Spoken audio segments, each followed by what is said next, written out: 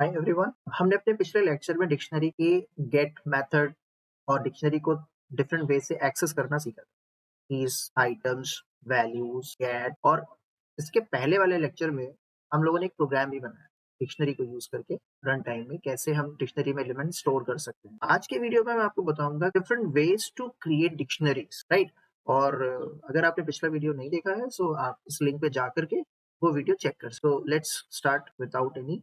तो आज का हमारा टॉपिक है ways of creating dictionary. Dictionary create करने का सबसे आसान तरीका है कि आप इस कंस्ट्रक्टर को यूज कर सकते हैं और डिक्शनरी को क्रिएट करें। This method can be used and you can create an empty dictionary. तो ये हम करके देखते हैं। और इसके बाद इसका दूसरा तरीका है dictionary variable is equals to value, variable 2 is equals to value and so on. मतलब हम अपनी तरफ से अगर roll number is equals to 10 और name is equals to Saif लिख देंगे तो ये जो वेरिएबल है जो हमने यहाँ लिखा है इसको की बना देगा और इसे वैल्यू बना, और अपनी तरफ से इसमें डबल कोट्स भी लगा देगा। हम इसको करके देखते हैं, पर ये वेरिएबल होना चाहिए। इसका एग्जांपल भी मैं आपको यहाँ दिखाता हूँ, आप देख सकते हो मैंने यहाँ पर क्या किया। तो ये मैंने यहाँ पर एक डिक्शनरी बनाई है, एम्प्टी है, और मैं जब इसको प्रिंट करता हूँ तो क्या होगा, एक एम्प्टी डिक्शनरी क्रिएट होगा। दूसरा एग्जाम्पल है इसका, ये एग्जाम्पल है जब हम इसमें अपनी तरफ से कुछ वेरिएबल्स लिख रहे हैं, like why T is equals to saf classes, fb is equals to esaf classes and ig is equals to saf class। तो क्या करेगा, इन वेरिएबल्स को एज अ स्ट्रिंग कन्वर्ट कर देगा और आपको यहाँ पर ये तीन कीज मिल जाएंगी,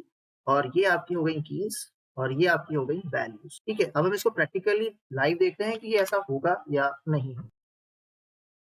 हमने यहाँ पर लिखा let's say d is equals to dict और ब्रैकेट में हमने कुछ नहीं लिखा। जब हम इसे रन कराएंगे print d empty dictionary, this is how we can create a dictionary. हम चाहते हैं कि हम उसमें roll number is equals to 5 और name is equals to Saif लिखें, तो हम कैसे लिखें। d is equals to dict method use किया, दिस इज कॉल्ड कंस्ट्रक्टर। जरूरी नहीं है अभी जानना कंस्ट्रक्टर मेथड क्या है। मैंने उसमें वैल्यू दे दी और मैंने name is equals to Saif लिख दिया और मैंने class is equals to let's say mca लिख दिया और मैंने इसे कोट्स में डाल दिया। ठीक है, ये क्योंकि ये वैल्यू है, राइट। इसको भी मैं वैल्यू कर दूंगा, ये भी मेरी बाकी सब वेरिएबल की तरह मैं असाइन कर रहा हूँ, जैसे एक नॉर्मल वेरिएबल असाइन। और अब मैं जब इस डी को यहाँ प्रिंट करूंगा, मैं प्रिंट के थ्रू भी प्रिंट कर सकता हूँ और सिर्फ डी लिखूंगा तो भी वैल्यू प्रिंट हो जाएगी।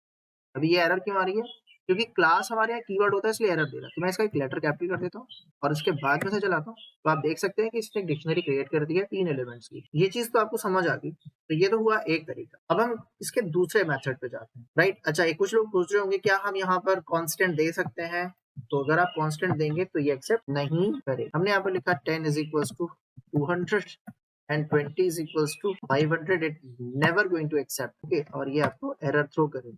तो ये ऐसा पॉसिबल नहीं होता, क्योंकि आपको पता होना चाहिए, क्योंकि एक असाइनमेंट ऑपरेशन चल रहा है जिसमें हमेशा एल वैल्यू वेरिएबल होना चाहिए। राइट साइड वैल्यू तो एक वेरिएबल भी हो सकती है, लेकिन लेफ्ट साइड वैल्यू हमेशा ही वेरिएबल होना चाहिए। इसलिए रीजन होप दैट ये आपको समझ आ गया होगा। अब मैं अगले टॉपिक पे जाऊँ। अगला मेथड हमारा है डिक्शनरी नेम ऑफ की इज इक्वल्स टू वैल्यू। हम डिक्शनरी का नेम लिखेंगे, उसमें कोई की पास करेंगे और हम उसे वैल्यू असाइन। बुक एक डिक्शनरी हमने बनाई और इस बुक डिक्शनरी में हमने यहाँ पे एम्प्टी रखा है और फिर एक हमने वेरिएबल लिया B name is equals to ignited minds, author is equals to APJ Abdul Kalam. अब हमने यहाँ क्या लिखा, B name book, this is the name of the dictionary, dictionary name this is assumed as की, क्योंकि जो भी आप चीज स्क्वायर ब्रैकेट में लिखते हो दैट इज कॉल्ड की, is equals to new value, another value, so that will be considered as a value।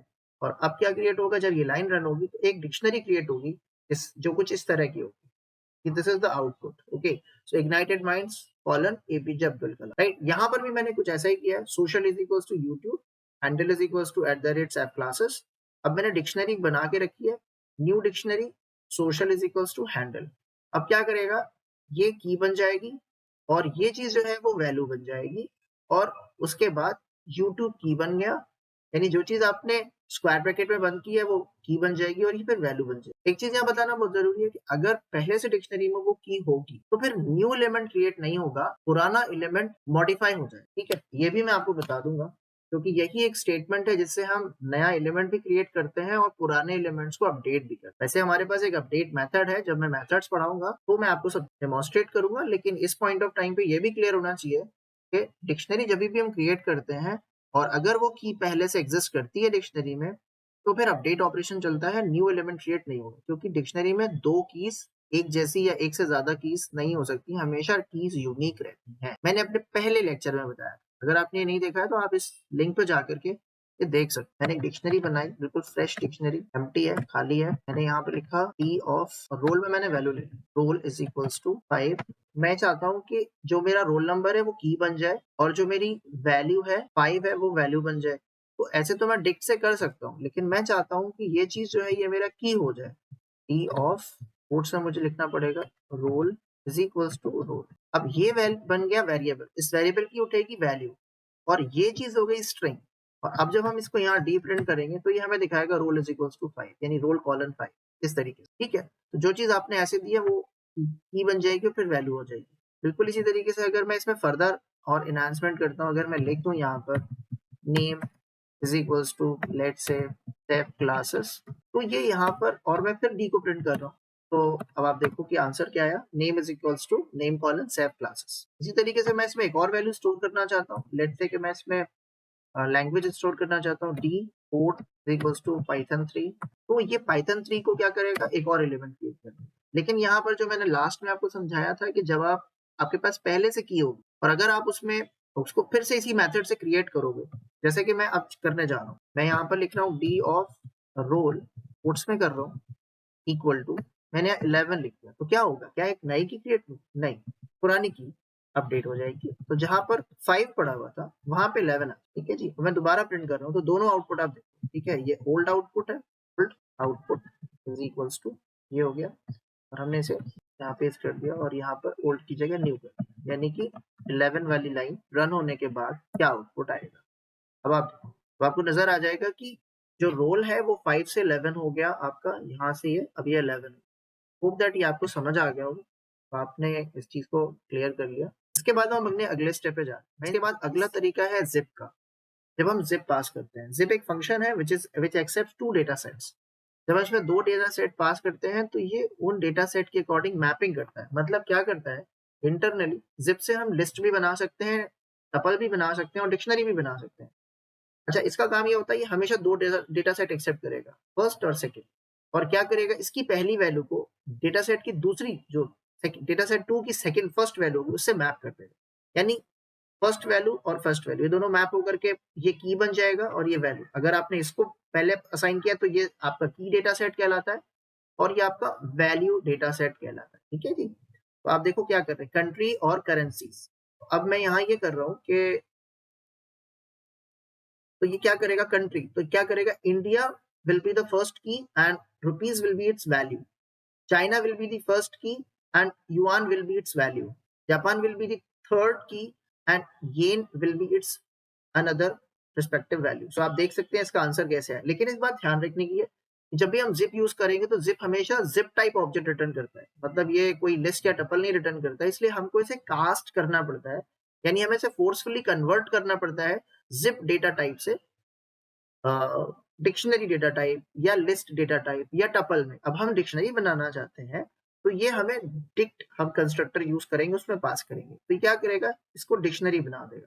तो India rupees, this will be the first item, China yuan and Japan yen, so there are, this is happened. अब इसमें एक doubt आ रहा होगा कुछ लोगों को जो इसको सीरियसली पढ़ रहे होंगे, सर अगर क्या हुआ अगर हमने एक डेटा सेट में 4 वैल्यू ले ली और एक डेटा सेट में हमने 6 वैल्यू ले ली, तो फिर मैपिंग कैसे होगी, क्या एरर आ जाएगी। तो आंसर है नहीं, first 4 values will be paired and the rest will be ignored and I will show you. अब मेरे पास एक डेटा सेट है, लेट्स से कंट्रीज का, डी इज इक्वल्स टू,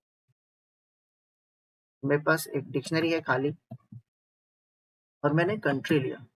ठीक है, CUNTRY country, country is equals to हमने लिया, let's say India, let's say only Japan, only two countries we are taking and two currencies we are taking, CUR is equals to, or we should take list actually together for just to keep the thing simple, हम ऐसा use, right? So this is yen now। अभी मैं क्या करने वाला हूँ, मैं zip use, zip और zip के अंदर मैं दोनों डेटा सेट पास करूँ, कंट्री करेंसी, और आप इसको प्रिंट कर दो।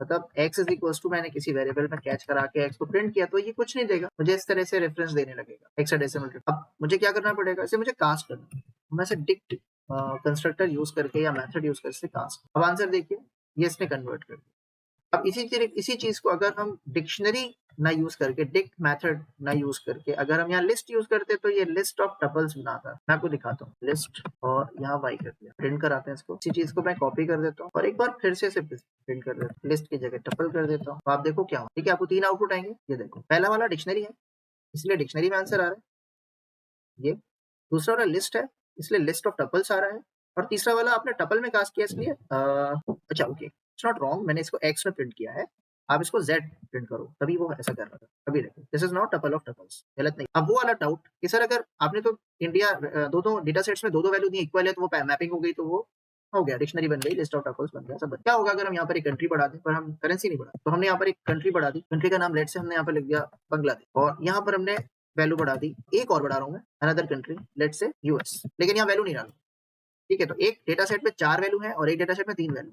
आंसर इसका मैं बता देता हूँ और मैं आपको रन करा के दिखाता हूँ। ये इंडिया और रुपीस, जापान और येन और Bangladesh and taka respectively will be mapped, okay, and dictionary element will be created और whatever you want, pair will be there, लेकिन यूएस विल बी इग्नोर्ड, ठीक है। इसको चला के देखिए, ये देखो, ठीक है। अब आप इसको समझो क्या होगा, यूएस कहीं दिख रहा है, नहीं दिख रहा, क्या एरर आई, नहीं आई, ये हुआ क्या, तो जो अनमैच था, जिसका पेयर नहीं मिल रहा था, वो इग्नोर हो गया, डिस्कार्ड हो गया, लेकिन जिनके जिनके पेयर मिल गए वो आपस में ज्वाइन, ठीक है जी। This is what we call is zip. I hope it is clear to everyone.